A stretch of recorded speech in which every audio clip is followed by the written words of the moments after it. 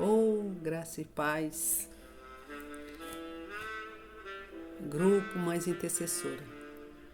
Aqui estou mais uma vez para compartilhar com vocês uma porção da Palavra de Deus.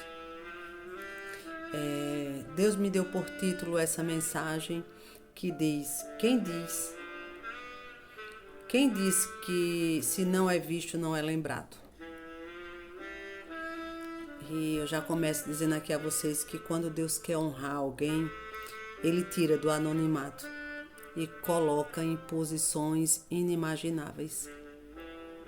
Sim, Deus faz isso. Abram as vossas Bíblias em 1 Samuel, capítulo 17, versículo 10 a 12.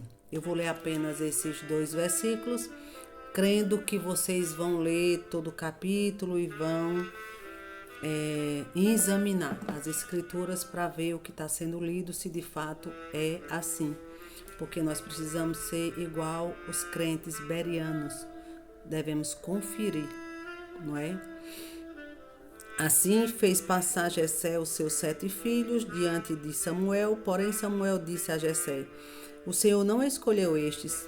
Perguntou-lhe Samuel a Jessé: Acabaram-se os seus filhos? Ele respondeu: Ainda falta o mais moço, que está apacentando as ovelhas.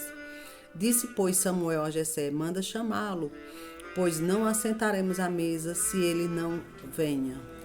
Amém? Aqui, quando Samuel foi levado para a casa de Jessé para ungir a Davi, Deus já havia rejeitado a Saul. O Espírito Santo de Deus já tinha se afastado de Saul e o espírito maligno tinha se apoderado de Saul. Mas Samuel continuava, digamos assim, penalizado. É tanto que o Senhor diz logo no início do capítulo 16, no versículo 1, Deus vai dizer assim a Samuel: Samuel, por que tu estás com pena de Saul, se eu já rejeitei ele? E aí, quando Deus dá aquela ordem a Samuel para ele ungir até a casa de Jessé, Samuel ainda diz assim: mas como é que eu vou? Como é que eu vou até lá? Porque Saul vai ficar sabendo e tudo. Aí Deus dá as estratégias, o que ele levar para o sacrifício. E aí alguém vai perguntar: é de paz a tua vinda? Ele vai dizer: sim, é de paz, eu vim sacrificar. E essa parte de sacrificar, eu acredito que todos já sabem distinguir, porque aqui nós estamos falando do Velho Testamento, e no Velho Testamento havia essas práticas, não é, de sacrifício, mas no Novo Testamento nós já não vamos ver isso, porque Cristo é depois da vinda de Cristo, então não houve mais essa necessidade de sacrifícios da forma que era feita no Antigo Testamento. Eu acho que vocês já sabem diferenciar bem essa questão. Não quero me deter aqui não, nessa parte. Então, quando Jessé chama todos os seus filhos, ali quando chama Abinadab, que é o primeiro, aí Samuel já, olha, eu vou usar essa linguagem, enche os olhos, né? Talvez pela aparência dele. E aí Deus brada e diz assim: não olhe pela aparência, Samuel, não é esse. Esse eu rejeitei. E aí vai passando um por um, e é quando Jessé manda chamar Davi, que estava no campo. E Davi estava lá no campo cuidando das ovelhas. Davi estava lá, vamos dizer assim, na labuta, né? E Davi, a gente vai ver ainda dentro desse capítulo, né? Davi, de um homem de muito trabalho, de muito zelo, cuidando lá das ovelhas do pai, né? E aí, quando Davi é ungido, o Espírito Santo de Deus se apossa de Davi. A Bíblia nos deixa bem claro isso. E aí Samuel vai embora e Davi já recebe aquela unção. E Davi recebe uma ordem do seu pai Jessé para ir até o campo de batalha, onde estava tendo o desafio do Golias, né?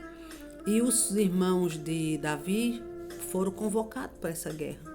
E Jessé queria saber como era que estava a guerra, como era que estavam seus filhos, e manda Davi levar os mantimentos, diz quais são os mantimentos, quantos quilos são de mantimentos para os filhos e para os guardas, não é, para os soldados. Então tem toda essa história nesse capítulo que vocês vão vendo. E aí, Davi, a Bíblia vai nos dizer que Davi se levanta de madrugada, já no capítulo 17, né? No versículo 20, nós vamos ver Davi se levantando de madrugada, não deixa as ovelhas de qualquer jeito, né? Porque pastor, não é? Pastor, quem cuida de ovelha, não deixa as ovelhas de qualquer jeito, né? Cuida, zela, não é? Pelas coisas do Senhor, as coisas que o Senhor lhe confiou ali às mãos. E ali Davi deixou, a Bíblia diz que Davi deixou as ovelhas com guarda e pegou tudo que seu pai ordenara, não é, como eu já falei, e leva até os seus irmãos. Então, no capítulo 17, no versículo 31 ao 37, não é? Nós vamos ver Davi 17, nós vamos ver Davi já se prontificando, né? Ele se dispondo à peleja. É quando ele vai diante de Saul e ele diz, não é? Primeiro ele entendeu todo o contexto, o que era que estava acontecendo. Ali nós vamos ver que os irmãos de... É porque o vídeo é bem curtinho, eu tenho que correr para... a gente vai ver ali os irmãos de Davi humilhando Davi, dizer, para que tu vieste aqui e deixasse aquelas poucas ovelhas lá no curral, no campo, não é? Nós vamos ver eles menosprezando Davi. Quantas vezes eu e você, nós não somos menosprezados? Aquele é um coitado, aquela é uma coitada. Tudo é espiritual. Tudo que fala é as coisas de Deus. E Davi ali não deu resposta. Ali Davi, a única coisa que ele disse assim, que fiz eu, né? Contigo. E Davi continua perguntando ali o que está acontecendo. E os soldados vão e falam ali a Davi. Enfim. Davi se apresenta diante de Saul e se dispõe à peleja. E ali Saul vai dizer assim, mas você é muito novo. Tipo, você não foi preparado para a batalha? Porque tem gente que só acha que a pessoa está preparada para a batalha, para a guerra, se está sendo visto ali, está ali. Tá. Muitas vezes Deus está nos forjando, nos preparando no secreto, para só apresentar naquele momento de Deus, na hora de Deus. É na hora que Deus quer. Tem coisas, tem momentos que Deus nos esconde, nos prepara, vai aprofundando nas nossas raízes, para no tempo determinado a gente falar, porque aí o nome do Senhor é glorificado. E Davi vai e diz assim a Saul, eu estava no campo cuidando das ovelhas do meu pai, e aí veio o urso para tentar matar as ovelhas do meu pai e eu matei. Veio o leão e eu matei também. Deus me livrou do urso e do leão. Quantos ursos e quantos leões Deus tem nos livrado. E a gente não tem visto, ou muita gente não tem visto, né? Aí, a gente não, nós sabemos, nós temos visto sim. Mas não é o tempo de dizer, não é o tempo de falar. Quantas guerras nós travamos sem ninguém ver. Quantas guerras nós travamos no nosso interior, nós travamos em volta e não é tempo de agir, não é hora de agir, é no tempo de Deus. Só falar na hora de Deus. Quantos de nós não enfrenta isso? Que a vida cristã é assim. E ali Davi vai e diz, conta isso ao rei.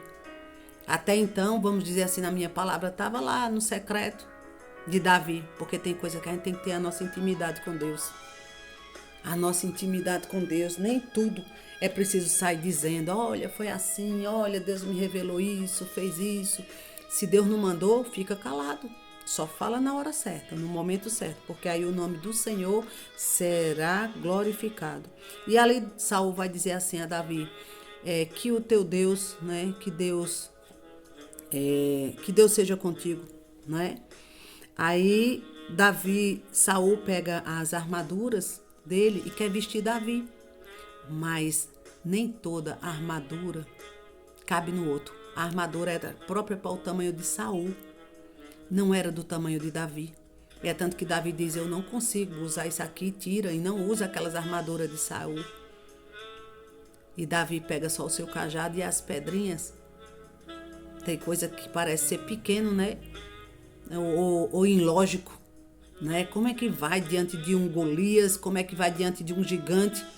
Aparentemente, sem a lança, sem aquela espada, sem aquela armadura. A armadura maior, muitas vezes, ela não é nem visível.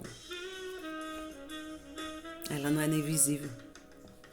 E ali Davi foi em nome do Senhor. E todos conhecemos a história. Deus deu vitória a Davi. Davi não só derrubou o gigante, como ó. Entendeu? Então, quais são as armaduras que você tem usado? Quais são as armaduras, quais são as estratégias que Deus tem colocado diante de você? Comigo Deus tem me dado umas estratégias. E é preciso seguir as estratégias do Senhor. Muitas vezes a carne quer reinar, porque faz parte, e nós queremos agir de tal forma, e Deus vai, traz a memória e diz, epa, não foi assim não que eu te disse.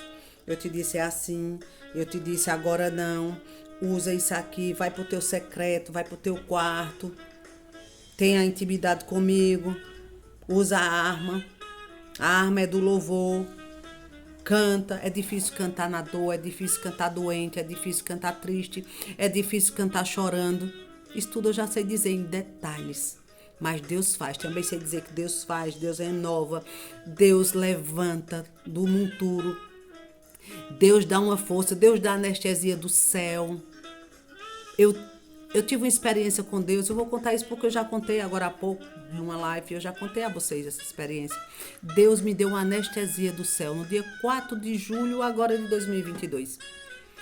Quando até luvas eu usei aqui dentro da minha casa. Quando aquele ataque, como eu contei em detalhes, que agora não vai dar para destrinchar aqui, que o vídeo é curto. E ali, quando eu me ajoelhei, eu tremia que nem na neve, eu tremi daquele jeito, nem quando eu fui para a neve. Mas ali eu disse a Deus, eu morro aqui de joelho, mas eu morro crendo.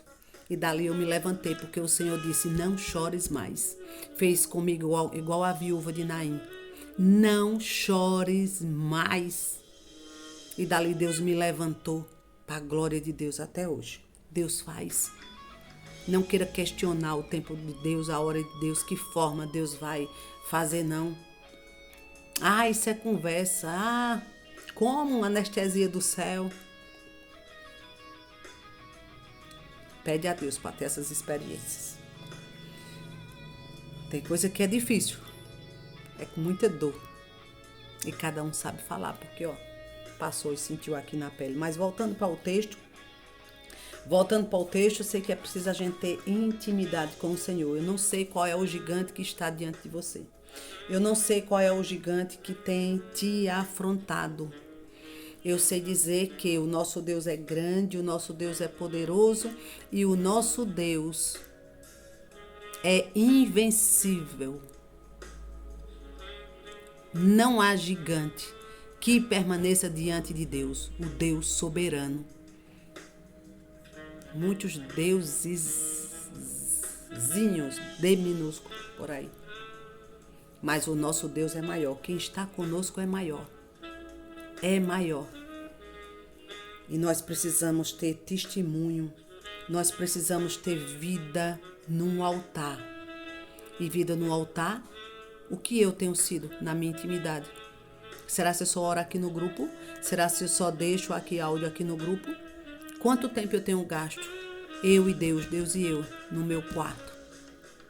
Quanto tempo eu tenho tentado matar isso aqui, essa carne, que muitas vezes ela quer reinar e quer responder, e quer se defender, e quer agir, e quer dizer, não foi desse jeito não, foi assim, é assim.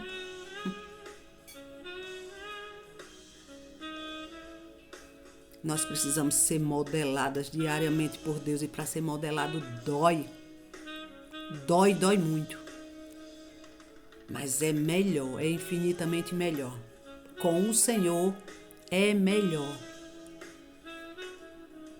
E nós precisamos entendermos que a nossa luta, aqui falando, não é contra sangue, principado, não é contra as pessoas que estão sendo usadas pelo inimigo, envolvidas pelo maligno, não. A luta é contra principados e potestades. Vocês sabiam que no reino espiritual há uma hierarquia também? Ah, eles são organizados. O mal, os anjos do mal, eles são organizados.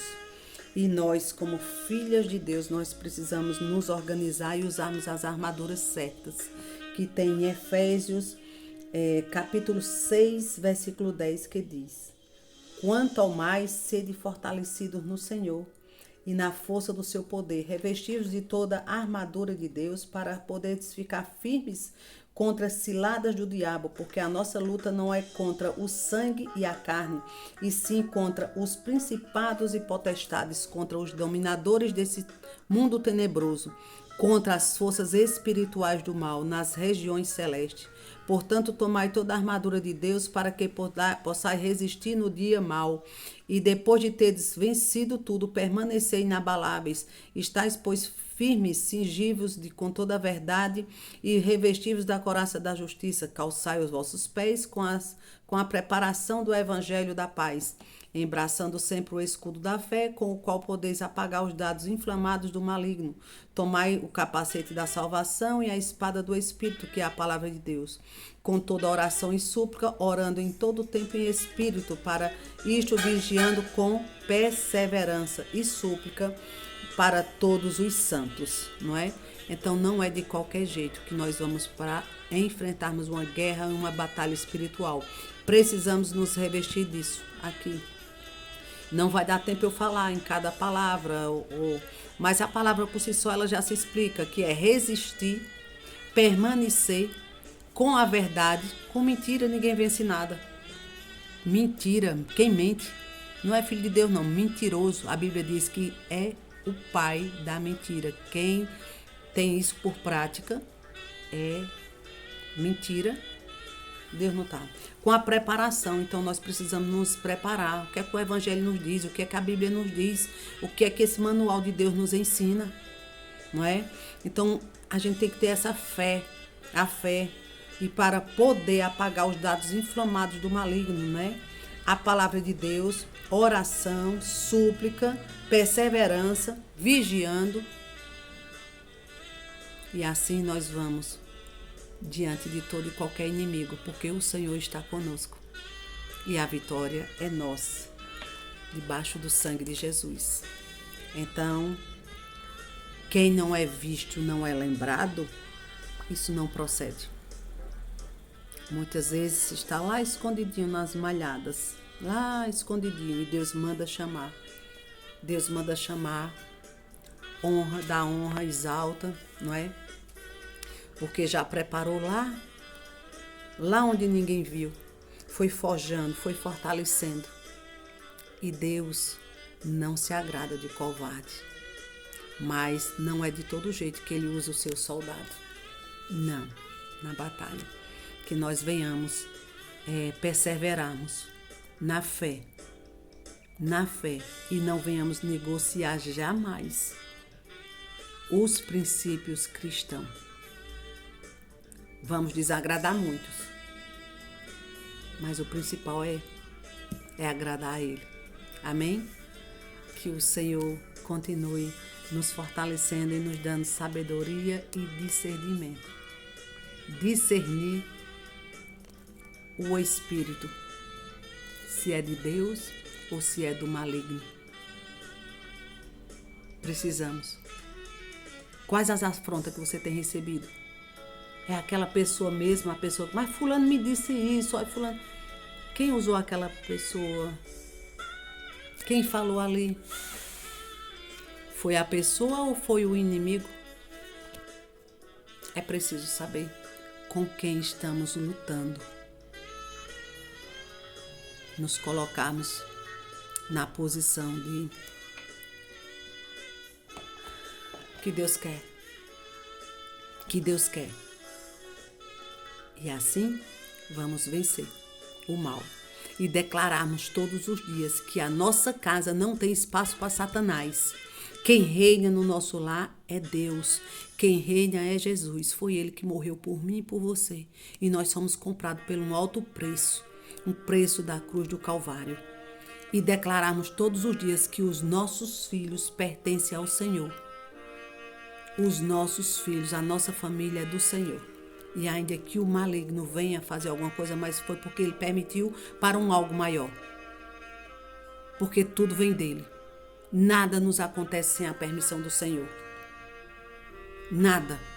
Romanos 8:28. Todas as coisas cooperam para o bem daqueles que amam a Deus e dos que são chamados segundo o seu propósito. Nada fugiu do controle de Deus. Pode ter fugido do meu e do seu controle, mas do de Deus jamais. Deus não perde o controle. Deus está rigorosamente no controle da situação. Pare de olhar para as dificuldades, pare de olhar para o gigante, para o tamanho do gigante e deixando o seu Deus pequenininho. Deus é grande, Deus é poderoso. Deus vai vencer essa guerra por você. Coloque em prática o que Deus nos ensinou nessa manhã, ou nessa tarde, ou nessa noite. Não sei que hora você vai ver esse vídeo. Amém?